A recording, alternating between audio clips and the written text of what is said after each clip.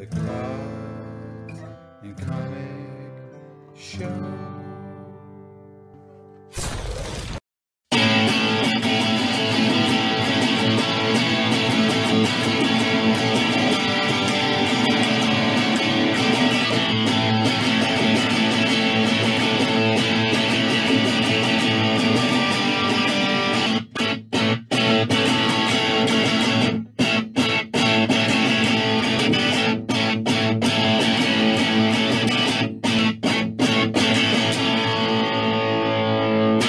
Welcome back to Cards and Comics.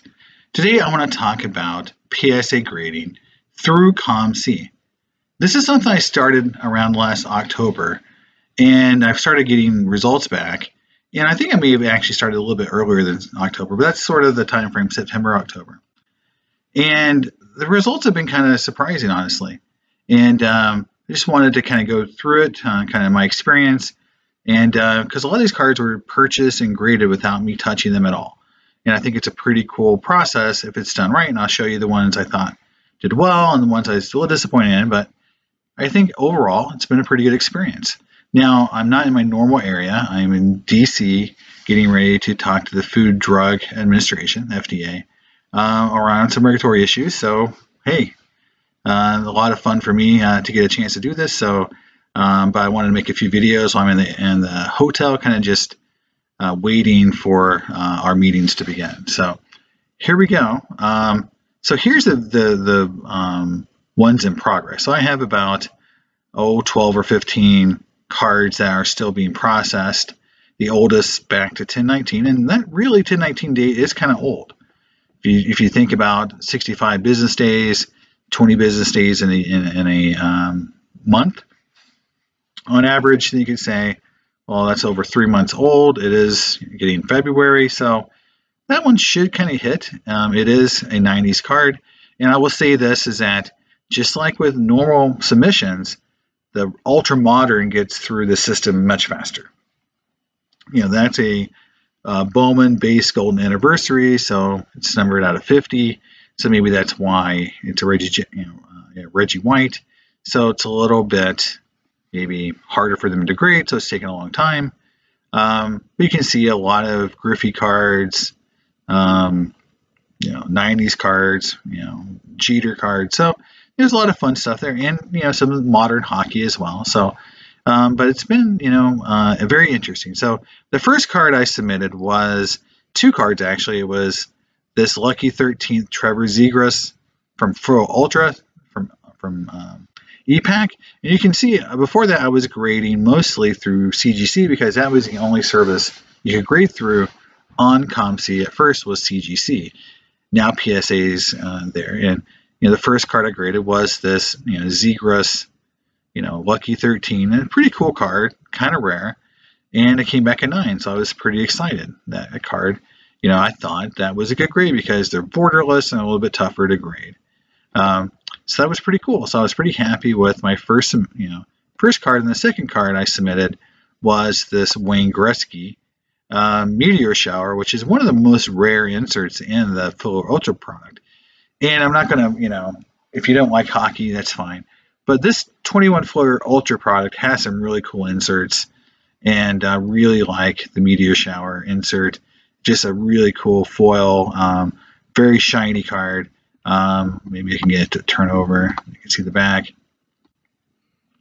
It's just a really cool card, and I think, I thought, hey, it's Gretzky, get it graded. Would love to get a McDavid. I mean, I really like the set. 21 for Ultra definitely was a really good set and a lot of cool inserts. So anyway, I got it graded. Now, after I had my first 2 came back 9s, I'm like, let's get some 90s cards in there. So the first 90s card I graded was this. Barry Sanders, it came back an 8 from 99 Topps Chrome. Refractor, it's a little off center. It's just, it makes sense to some example, some thought, from my past experience, maybe a little corner tip here. So, hey, it's an 8. It wasn't a 6, or a 5 or something just traumatic. And then follow that up with the Troy Glaus, Fortune 15 refractor, which is a beautiful card. This came back a 9. So 3 9s and an 8 to start with, and I'm thinking this is pretty good. This is again, one of those cards for the 90s that's just tremendous, and it's numbered out of 100. So there you go. Cool card. I mean, not a Hall of Famer, but had a lot of good years. It's just I wanted to check out how these cards were going to grade. Now here's a very condition-sensitive card. This Cole Caulfield silver foil. It came back a 9.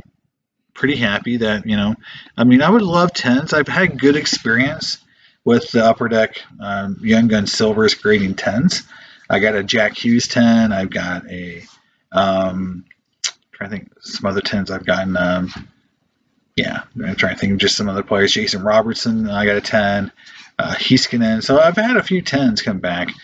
Some good players. Quinn Hughes as well. So, I've had some, good success there. I came back at 9, so kind of, but it's not a 7 or an 8, which I was really nervous that I was going to get consistently one grade below what average is. And so that's what I was pretty excited for, was that I didn't get, that. And then my first 10 was UD Canvas, Mandy Benair's Young Guns. But this card does grade 10 a lot. They are pretty easy to get 10s, but it just showed you that I got the 10. I got the card, probably, what the card should have graded or normally grades, let's say, for a lot of these cards. So it felt like I was getting normal grades, that just because I didn't hold the card in my hand, I didn't have, the pre-inspection that everyone really goes through, that I was still getting normal grades, which felt great because, this takes one more step out of the process. Next up was this John Randall, and I've showed it off on my Insta, and it's a card I really love. I showed it off in my COMC video, just got it back. This Ruby's Extreme. These cards are extremely condition sensitive. When you just look at it, wrong, the card kind of, chips and has issues. And you can see a little chipping on the bottom, the border. I guarantee you this card, that top border here, that's how it came. That's how that card came, and it's nothing to do with COMC, and it's numbered 49 to 50, so it's a very low print card, but it just shows you, like, okay, 8, even if, I bought this card and looked at it and rubbed it with, the magic, solution from, I'm trying to think of the guy's company, and rubbed it with the cloth. I don't think it would fix those issues, so it would have been an 8 no matter what. But 8's still a good grade for this card. And then, moving up, I got the Essential Credentials Frank Thomas in a 9. Oops. Sometimes it wants to load, sometimes it doesn't. I got a 9 on that, and then I got a 9 on the Hot Gloves Cheater. There we go. It's just, a beautiful card. This card is super condition sensitive. You got all the die cuts. You got foil here.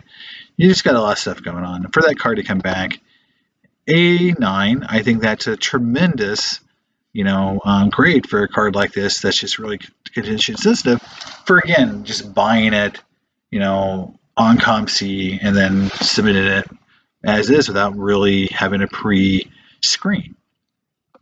And some of the more recent ones, I've got this Emerald Medallion from 21 Ultra. Again, the green numbered a 10, Cedar rookie card. I came back a 9. I got this, Frank Thomas. Let's see if it wants to load. Maybe I have to hit it twice. I don't know. Just not wanting you to be very quick today. I got the Frank Thomas Platinum Medallion, which is numbered out of 100. Came back a 6. Here we go. That is, and then I got this, the Man Thomas a 62. Now these two seem like, they're 6s, right? So they're in the scheme of things, they seem low, but in both cases, there's reasons. One is this card, the peel on this card was starting to come up. So all it means is that, if I were to buy, when I got this card home actually, I just need to go and peel the card, pop it out and peel it, and it's probably going to grade a 9 or at least an 8. Because that's why I graded a 6, is because that peel was coming up. Nothing to do with the real condition of the card, so that's fine. The Platinum Medallion here, I knew it had shipping. I knew it would grade a 6. I bought this card knowing it would probably grade a 6 because this set and these cards are just tremendously condition sensitive, right? And you can see chipping. You can see the corners have chipping. You can see down here there's a little chunk missing right there.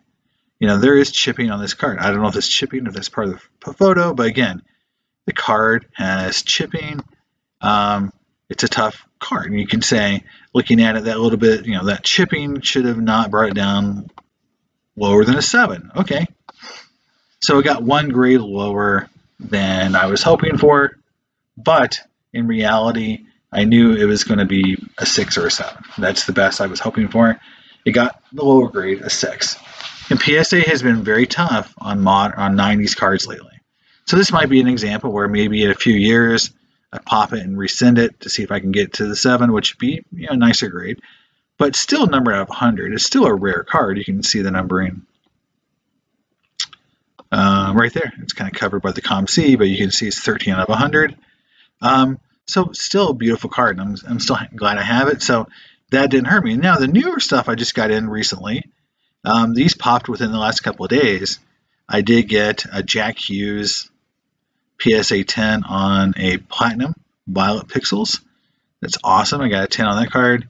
See if I can get it to pop up. Oh man, sometimes it does. Sometimes it doesn't. There we go. Then I got this Ivan Rodriguez Pinnacle Plus Artist Proof, and these are super condition sensitive. They're foil and they're shiny. It's very easy to damage these cards.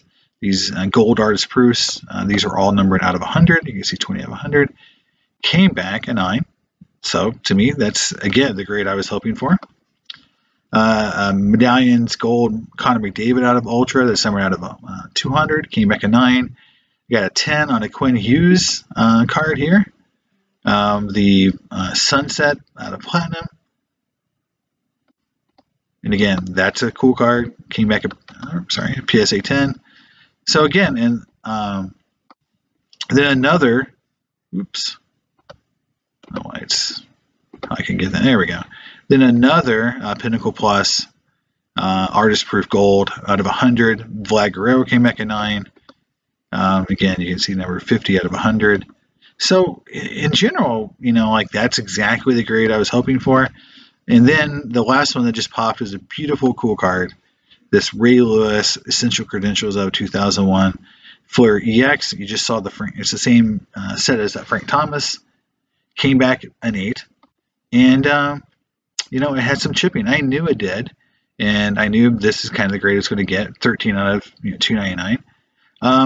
But yeah, these, I was hoping for the 9, but I knew with that top right corner and the chipping on this corner, on this edge, it's probably going to get an 8, and it got an 8. So pretty much exactly what I was thinking it would grade by looking at the photos online before I bought it. But again, it's the same set as that Frank Thomas Essential Credential we saw back here. Just the baseball, this set right here. So same set as this, right? Very similar looking cards. So yeah, but that's it, guys. I mean, that is pretty. I mean, I think it's been pretty consistent, pretty good. The turnaround times have been okay for the most part. I am running long on a few cards. Like I said, that Reggie White card should have already been graded. But in the end, I look at this as saying like the only card that really disappointed me was that man card. And then when I saw it, well, okay, it's the peel is coming up. And the Platinum Medallion maybe should have been a 7 and came back a 6. But other than that, out of the 20 plus cards I've gotten graded so far, I've only had 1 or 2 disappointments. That's a pretty good rate, honestly, for saying like I bought this card thinking it was a 7 or an 8 or a 9, and I got either that grade or in a couple cases I got 1 grade below it. That's pretty good. I will be honest with you guys. That rate is actually better than what my rate is when I submit holding in hand. I've had much more disappointments that way. Now, I do think a few cards were damaged after I submitted them, honestly, 1 card in particular. But, whether or not that I can prove it or not, it doesn't matter.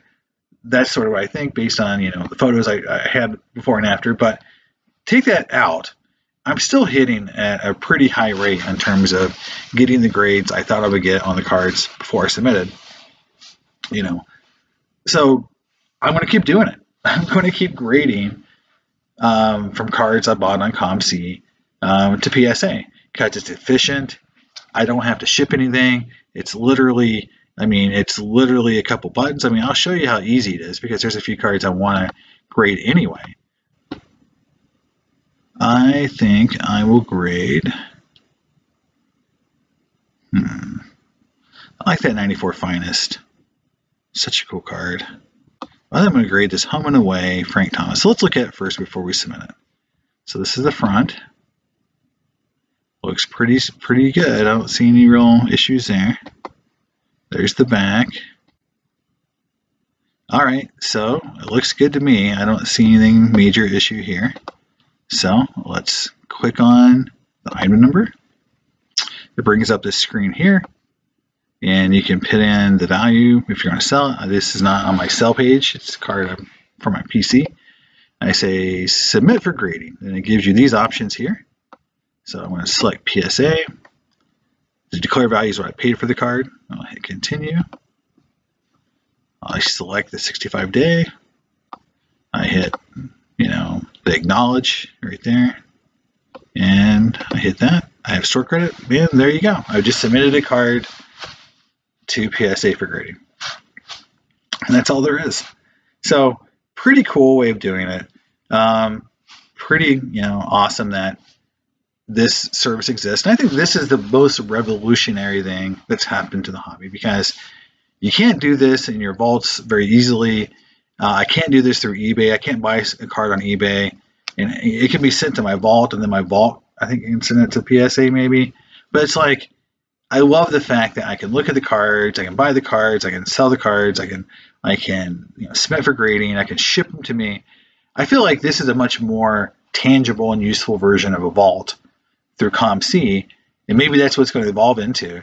But it seems to work really well. The only thing that's negative about COMC right now is that you have to have all the money preloaded to make offers. So I think that's the one thing that people don't like. You got to tie all that money up in an offer and wait for the person to accept, and then that part's a little clunky. But I understand why they do it because you're guaranteed that if the person says yes, the money's there. So I get that part, but it does tie up money sometimes, and you have to constantly cancel offers and make new offers if the person hasn't responded well. But other than that, COMC is really kind of killing it right now. This is great. I wish they would add SGC, honestly, because of the pricing. That would be the next great step. But I think that they're doing a great job, and honestly, this has been a fun thing for me to do. I could scout out COMC, find some cool 90s cards, buy them by selling my inventory, and then get them graded, then send them to my home, and it's fun. And I don't mind the pace of it because I don't need the cards immediately. These are all PC cards for the most part. I'm not buying to flip a lot of these cards. If I'm going to flip them, I'm just going to sell them on COMC. Like a lot of my hockey cards, if I get them graded, I just list them on COMC, and they sell. If they don't, they don't. But it's like how I fund a little bit the hobby for me. But it just shows you, like, this is a cool model, and it allows me to kind of do this slowly. I can buy a few cards, grade a few cards, get them shipped to me, and kind of have fun throughout the year. And it's always great when I open my COMC and I see new cards have been graded. So that's the video, guys. Hope you enjoyed it, and let me know your pros and cons about COMC. If you had good experience grading through COMC, do you think it's something that you'll do in the future? And I'll talk to you next time.